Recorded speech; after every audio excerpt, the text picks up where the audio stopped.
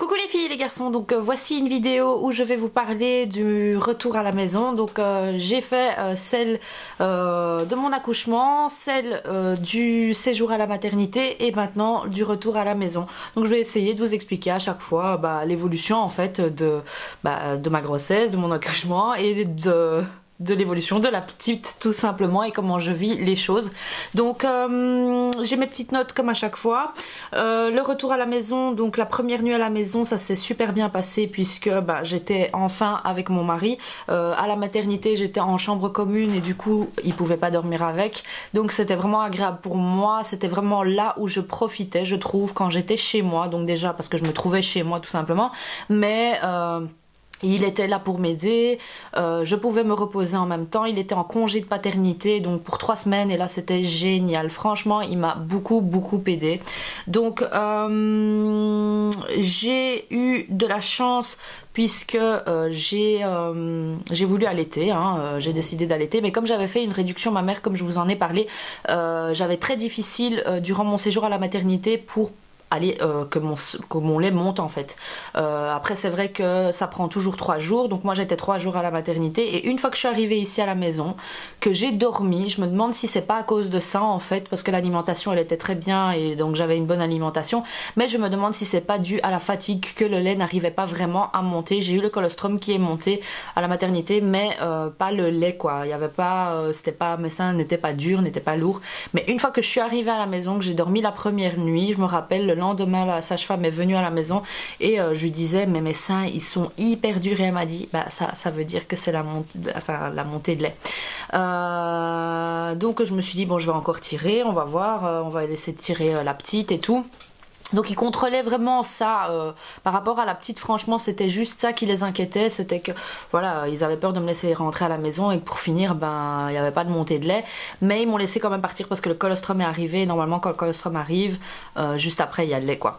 Donc je suis rentrée à la maison, j'ai présenté, vous avez pu le voir dans la vidéo que je vous mets juste ici parce que j'ai la vidéo mon séjour à la maternité et le retour à la maison en images on va dire, et celle-ci c'est vraiment celle où j'explique en fait le séjour, le retour à la maison, et j'ai aussi le séjour à la maternité que j'explique également.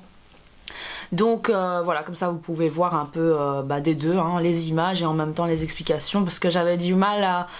ça me prenait trop de temps et j'avais vraiment envie de bien exprimer toutes les choses que j'ai ressenties et tout, et faire un montage image vidéo, et en plus les explications, ça allait être de trop. Donc voilà, je vous relis tout ça, je vous mets les liens juste ici à chaque fois et en barre d'infos,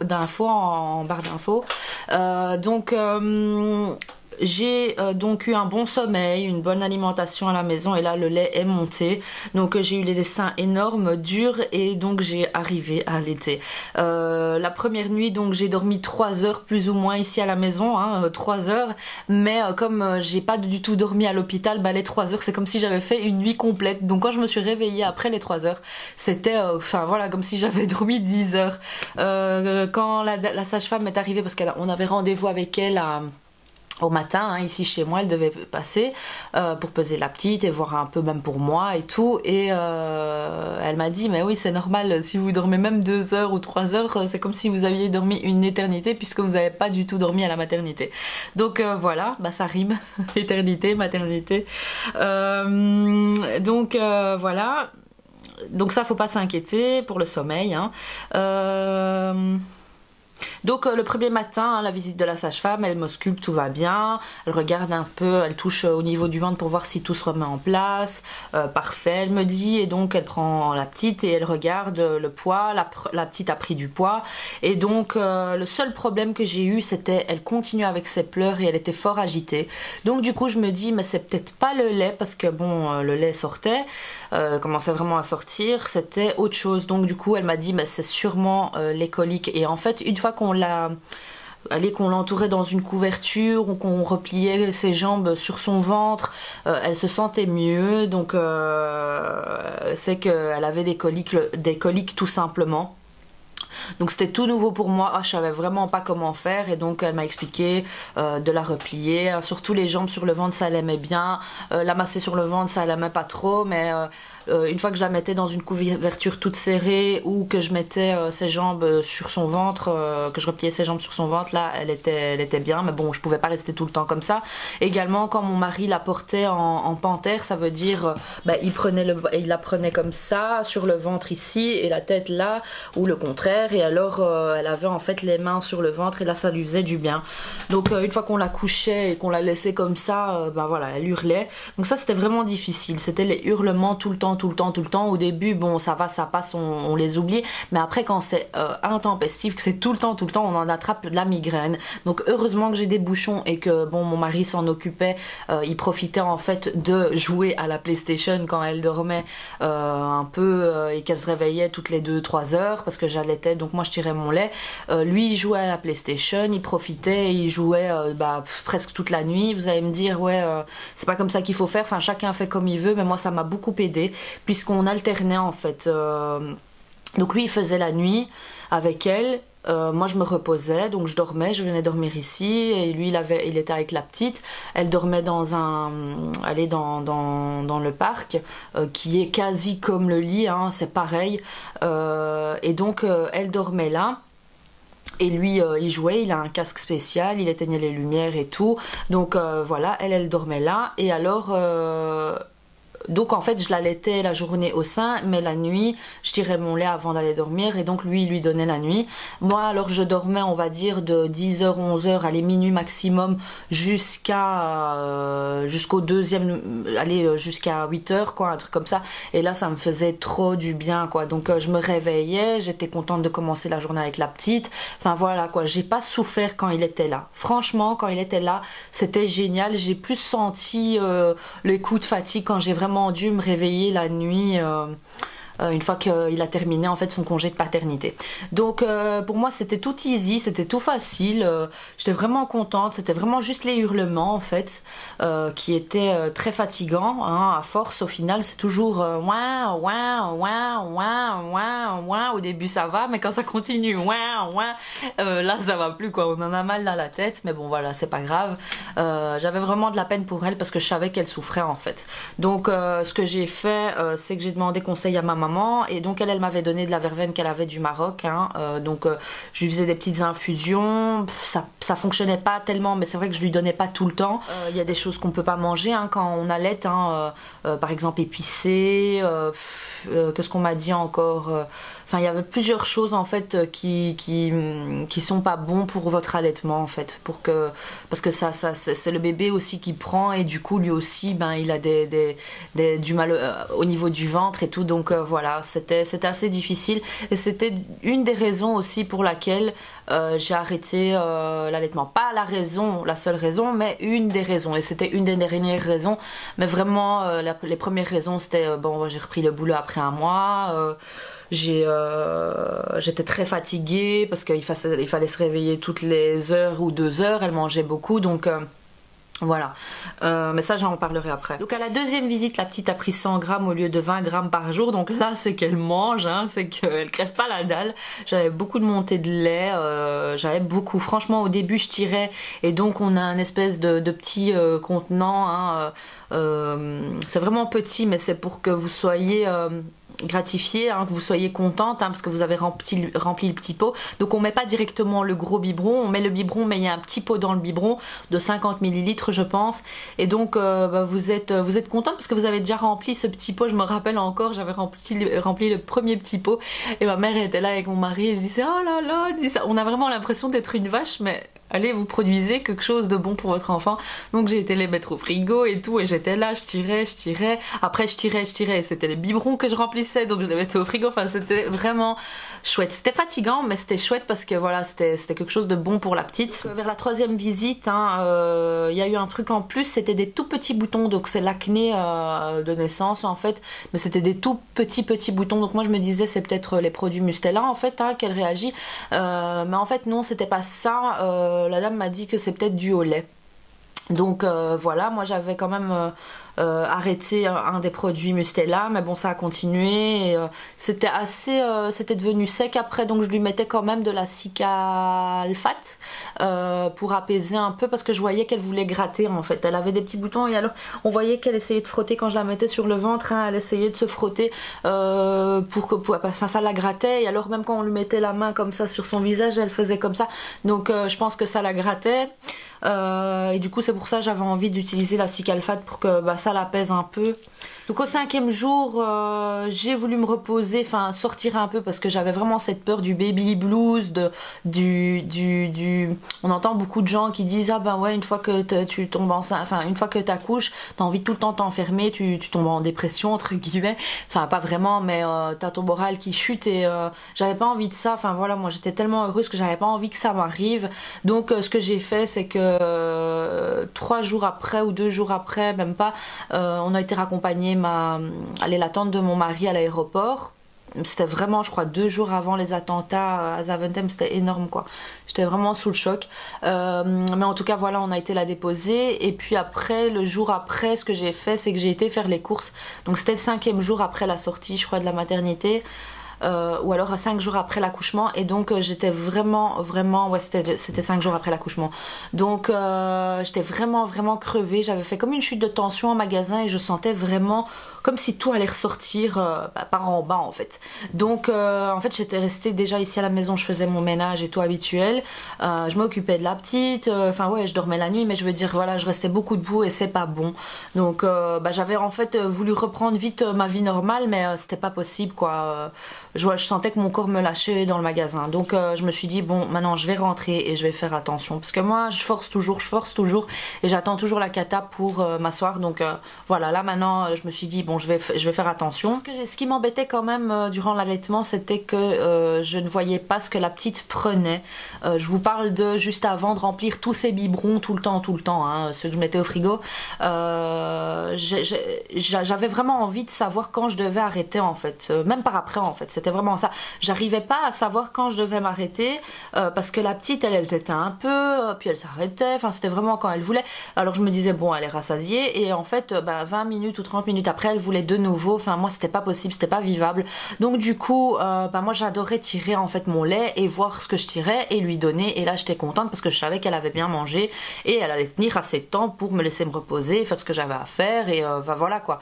Parce que sinon on a l'impression d'être une vache et c'est comme ça que vous voulez plus lâcher l'allaitement. Moi j'avais vraiment envie de garder ça à minimum 6 mois mais bon c'était impossible quoi. C'était impossible. J'étais pas, à un moment j'étais devenue nerveuse et tout donc pour moi j'avais pas envie de transmettre mon stress à la petite. Surtout que toute la grossesse j'ai fait attention à pas être stressée pour qu'elle soit vraiment bien cool, peace and love. Donc voilà, j'avais pas envie de tout foutre en l'air. Voilà, les conseils que j'ai à vous donner si votre bébé a des coliques, hein, c'est l'émailloter. Hein, donc c'est l'enrouler dans une couverture complètement comme une petite chenille en fait. On voit ça beaucoup sur internet, hein, vous pouvez le voir partout ou vous pouvez taper sur YouTube comment émailloter un bébé. Donc voilà, vous l'émaillotez, vous ramenez les jambes sur le ventre, la position panthère hein, comme je vous ai expliqué, ou la position grenouille. C'est comme si vous avez bébé en fait sur vous et ses jambes sont repliées et alors il a les fesses vers l'extérieur et donc ça permet également de faire évacuer ce qu'il y a à évacuer quoi. Donc voilà, il y a aussi les noyaux de cerise chauds, ça j'ai pas essayé. Et alors masser dans le ventre dans le sens d'une aiguille d'une montre. Donc voilà, et alors il y a le balifène qu'on m'avait conseillé qui était un médicament je pense, mais moi j'étais pas trop pour les médocs. Et alors faire vraiment attention à faire le RO après la tétée. Donc voilà, ça c'était les choses à faire attention. Donc les choses à faire attention pour moi, donc durant 1 an vous êtes réglés, hein, donc pas de bain, pas de hammam. Moi qui adore les hammams 1 fois par semaine, enfin voilà, même ici à la maison c'est ou bain ou hammam et donc 1 fois par semaine je fais un exfoliant du corps et tout, c'était pas possible donc j'ai dû attendre. Pas de piscine, pas de bain, pas d'hammam, pas de tampon, pas de relation. tout simplement. Il faut laisser tranquille. Et si vous savez faire plus, tenir plus, c'est encore mieux. Enfin, je pense, hein, maintenant je m'y connais pas très bien, mais je pense que voilà, autant vous laisser passer le temps, au mieux c'est. Donc à 1 mois et demi, il faut normalement commencer la kiné. Non, à 1 mois, il faut après c'est 1 mois en fait, il faut commencer la kiné 1 fois par semaine, hein, pour remettre tout en place. Puis moi en fait ce que j'ai fait c'est que j'ai commencé à 1 mois et demi et donc j'ai eu 2 séances, mais j'étais pas très fan de la personne chez qui j'allais. Bah, j'ai toujours été dans le centre où mon gynéco m'a suivi, mais donc j'ai pris un kiné là dans ce centre là et malheureusement j'ai pas accroché, donc et c'est vrai qu'il fallait le temps en fait d'y aller. Et puis après vous allez me dire ouais tu peux la déposer et faire mais entre boulot, entre ça, enfin j'étais crevée. La reprise du boulot de mon mari aussi, donc voilà, j'avais trop, c'était pas habituel pour moi, donc fallait que je me réadapte. Et donc là maintenant malheureusement, donc j'ai fait que 2 séances, elle a 3 mois, bientôt 4 mois, et là j'avais été voir le médecin et elle m'a dit il faut vraiment que tu les fasses, donc je vais quand même retourner faire de la kiné, même si je me suis inscrite à la salle, parce que je pensais que si je m'inscrivais à la salle, je suis dans une salle de fitness avec mon mari, c'est vrai que j'y vais pas, hein, j'y vais pas souvent, mais donc là j'ai pris 1 an pour me forcer, donc j'ai pas pris 1 mois, j'ai pris 1 an d'un coup, j'ai payé les 1 mois d'un coup pour être sûre que voilà j'allais y aller, et donc la kiné m'a dit, enfin la pédiatre m'a dit non, il faut vraiment que tu fasses de la kiné parce que ça n'a rien à voir, il faut pas forcer niveau abdos, etc. Contrairement à ce que m'a dit le premier kiné chez qui j'avais été. Il m'a dit tu peux aller à la salle, tu peux faire ce que tu veux, faut pas trop forcer, mais tu peux faire ce que tu veux. Donc voilà, moi je savais plus qui écouter quoi. Donc là la pédiatre, je l'ai vue la semaine passée, la pédiatre, donc du coup là maintenant je vais quand même prendre rendez-vous chez un nouveau kiné et faire ça bien pour pour garder tout mon intérieur parfait quoi. C'est vrai que le premier kiné m'avait fait les exercices et tout, ils vous font un toucher, ils regardent un peu vos muscles internes, comment ils fonctionnent, si ça va, si c'est complètement relâché ou pas, et moi ça allait, donc j'étais contente. On m'a toujours dit en fait quand j'allais à l'école et même ma maman, c'est quand on était assis sur une chaise, de serrer les fesses en fait, et ça travaillait en fait vos muscles internes. Donc voilà, je l'ai toujours fait, des fois je le fais encore, quand j'y pense en fait, je le fais. Et c'est super bien parce que voilà, ça travaille l'intérieur et ça vous évite des fuites par la suite, et après tous les accouchements que vous allez avoir si vous en avez plusieurs, enfin voilà, ça vous évite tout ça. Vous en avez déjà parlé, c'est que Zina et Pinop avaient fait une grossesse nerveuse quand j'étais enceinte, donc en fait elle produisait du lait sans être enceinte, hein. C'est juste parce qu'elle ressentait que j'étais enceinte et qu'il y a un bébé qui allait arriver. Donc je trouvais ça trop mignon, franchement. Faites attention si vos chiens font ça, il faut donner des médicaments pour retirer le lait, hein. C'est un peu comme chez nous, hein. S'il ne les sort pas, il faut que ça parte, hein, d'une certaine manière. Donc voilà, grossesse nerveuse. Quand j'ai présenté, vous avez pu voir dans la vidéo vlog comment ça s'est passé, hein. Elles ont aboyé, mais ça elles le font tout le temps quand je rentre et tout, mais elles étaient contentes parce que ça faisait 3 jours que j'étais pas là, donc elles m'ont fait un peu ma fête. Et du coup elles sentaient. Zina évitait, Pinop veut tout le temps aller vers elle. Donc, voilà, Pinop toujours super contente, elle a envie de jouer déjà avec elle. Zina c'est autre chose, Zina elle a un caractère assez difficile en ce moment, au plus elle vieillit au plus chiante elle devient. Zina ça a été la première et c'est une petite jalouse, mais elle a pas réagi mal avec la petite, elle la protège sans trop s'en approcher en fait. Je sais pas comment vous expliquer, elle l'aime bien mais elle veut pas commencer trop à sympathiser, elle va jamais la mordre je pense, jamais, enfin je pense, j'en suis sûre, elle va jamais la mordre sauf si elle lui tire sur la queue, et encore Zina la moitié de ses dents on lui a arraché quand les dernières fois qu'on a été chez le dentiste parce qu'on lui a fait un détartrage et c'était la cata, mais voilà, donc elle est c'est un caractère spécial, mais elle est trop gentille. Zina c'est une douceur, mais elle a un peu peur des enfants en fait, je sais pas, quand elle était petite on lui a tiré sur la queue et du coup je crois qu'elle a été traumatisée par tout ce qui est petit, mais en tout cas je sais que à chaque fois que la petite je la mets dans son lit, par exemple quand il y avait le berceau, enfin le Kiko ici, elle se mettait en dessous, quand la petite elle pleurait, quand je lui prenais son bain au début elle venait à côté, mais elle va pas venir lui faire un bisou tous les jours quoi. Et de temps en temps quand je rigole avec la petite, ou que je dis Zina, Zina, viens ici, elle vient, elle me fait un bisou à moi, et en passant, elle fait vite juste une petite lèche à la petite, elle part. Donc voilà, c'est pas... peut-être qu'elle part après, elle va être super fan, hein, je dis pas, mais bon, voilà. Elle s'habitue petit à petit. Une fois que qu'il y a eu, en fait, je sais pas si vous vous rappelez, il y a eu les attentats, et donc c'était 7 jours, je pense, après mon accouchement, enfin quelques jours, ouais, 7 jours, je crois.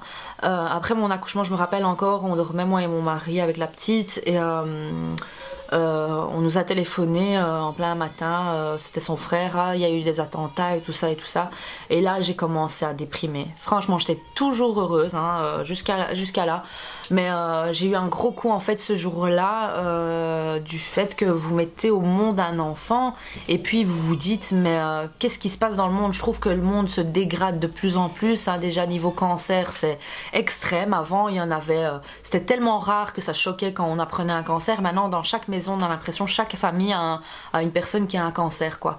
Vous allez me dire, non, il y en a, enfin voilà, c'est un sujet assez, on en parle souvent chez des amis ou autres, mais voilà, on a l'impression que le monde devient de plus en plus fou, de plus en plus méchant, de plus en plus mauvais. Je sais pas, c'est peut-être parce qu'on grandit, mais moi j'ai vraiment l'impression que la vie devient très mauvaise, elle devient de plus en plus moche. J'ai pas envie de vous déprimer, franchement, mais quand il y a eu les attentats, j'étais dégoûtée, quoi. Il y a de plus en plus de guerres, il y a de plus en plus de problèmes. Je regardais le journal avant tout le temps, maintenant je regarde plus du tout le journal. J'ai plus envie de savoir ce qui se passe dans le monde, alors qu'il faudrait, hein, il faudrait que je sache tout ça, mais franchement, ça me démoralise à chaque fois. Donc je préfère regarder des conneries qui me font rire, hein, des téléréalités, etc. qui me font rire. Oui, c'est pas instructif et tout, mais moi je préfère ça que me pleurer devant la télé et mordre sur mes doigts pour ce qui se passe dans le monde. Voilà, donc j'étais démoralisée, et puis après donc ouais, j'avais commencé le boulot petit à petit, c'était pas intensif, mais bon voilà, il y a la période des mariés qui a commencé. Et donc avec l'allaitement, ça devenait de plus en plus dur, donc j'ai dû inclure en fait la poudre, hein, le lait en poudre, et là je me sentais mais vraiment mal. On a l'impression vraiment, moi je voyais, maintenant c'est pas du tout le cas, hein, je le dis, quand j'allaitais je voyais la poudre comme quelque chose de super chimique, super nocif pour la petite et tout. J'avais vu en plus une émission avant d'accoucher sur les produits Nestlé, enfin c'était quelle émission ? Le Grand A, je pense, enfin je vous mets le nom juste ici de l'émission. J'avais vu cette émission avec mon mari qui parlait de Nestlé dans certains pays qui étaient nocifs, en fait ces poudres étaient nocives pour les bébés, le développement des bébés et tout ça, enfin voilà, c'était tout un bazar. Et donc vraiment j'ai eu l'image de la poudre comme quelque chose de super nocif. Donc moi je lui donne Nutrilon aujourd'hui et ça se passe très bien, tous les pédiatres les conseillent. Enfin voilà, on est protégé ici en Europe, il n'y a pas de problème. Donc si c'était nocif, on ne les donnerait pas au bébé. Mais voilà, j'ai eu ce coup de... C'est pas un baby blues, j'ai eu un petit coup de blues, une petite déprime due aux attentats. Hein. Je me disais, mais dans quel monde je l'ai ramenée? Elle n'a pas demandé à être là. La vie, elle est dure, la vie, elle est difficile. Donc voilà, mais bon, on doit quand même les faire, hein, les bébés. Sinon ce serait pas chouette. Donc pour être un peu moins déprimée à ce moment là, j'ai demandé à ma maman de tenir la petite une fois par semaine, juste une nuit en fait. Comme j'avais la période des mariés, la saison des mariés qui avait commencé, en général c'est intensif, hein, le vendredi et le samedi. Donc du coup le vendredi soir je la déposais en après-midi, et donc je la récupérais une fois que je finissais le samedi. Et donc ça permettait à ma maman d'avoir la petite parce qu'elle voulait la voir, hein, chez elle à la maison, et ça me permettait à moi de me retrouver avec mon mari le vendredi soir et en même temps de me reposer et être en forme pour mes mariés. Donc c'était un tout bénéf pour tout le monde en fait. Donc voilà, j'étais vraiment contente de cette routine là qu'on avait pris, et donc voilà, on profitait tous, on était bien. Ça me faisait vraiment du bien d'aller travailler, de voir mes mariés, c'est toujours du bonheur, hein. Les mariés j'adore quand je fais les mariés, et donc voilà, c'était du bonheur, et j'avais ce petit décrochage qui me permettait en fait que quand... ça me permettait, ce petit décrochage, de reprendre la petite en forme et de repartir pour une bonne semaine. Donc on faisait ça tous les vendredis. pendant un certain temps, quand je m'en sortais pas, c'est pas que je m'en sortais pas en fait, mais j'avais envie juste tout simplement de me reposer, profiter un peu de mon mari, et ça fait vraiment beaucoup de bien. Il y a des gens qui vont pas accepter, qui vont pas, qui vont se dire ah mais elle est folle, elle laisse la petite à sa mère et tout, comment elle a pu. Ma mère a eu 6 enfants, dont 2 décédés, mais bon pour des raisons, bon je préfère pas dire. Mais donc voilà, bah, je vais vous le dire en fait, hein, je vois pas pourquoi je vais pas le dire. Il y en a un, c'était le développement des poumons tout simplement, et un c'était la mort subite. Et donc bon, il y en a qui vont se dire ouais, la mort subite, comment elle a pu la laisser à sa mère, peut-être que c'est sa mère qui a pas fait attention. Non du tout, c'était bah, le bébé est mort chez la nounou tout simplement, donc voilà, ça arrive et on n'y peut rien, hein, c'est Dieu qui décide. En tout cas moi c'est ce que je pense. Et donc voilà, et je la laissais sans aucun problème, je lui faisais confiance, j'étais pas stressée la nuit. C'est vrai que je m'en voulais une fois que je la déposais au début, je me disais oh elle va croire que je la délaisse et tout, mais c'était pour un bien. Je savais que c'était pour un bien pour ma maman, pour moi, pour mon mari et pour mes mariés. Donc voilà, c'était un bien pour tout le monde, et même pour la petite en fait, parce que bon, elle se sociabilise, elle n'est pas toujours dans les bras de maman. J'ai envie de l'habituer aux gens, j'ai envie qu'elle soit ouverte aux autres. Donc la chose que j'avais eu le plus dur à un moment, c'est quand la petite pleurait tout le temps, je lui changeais ses couches, je jouais avec elle, je lui parlais, je lui donnais à manger, elle avait dormi, et alors elle continuait à pleurer. Et donc en fait, bah, c'était les coliques tout simplement, mais c'est vraiment frustrant en fait.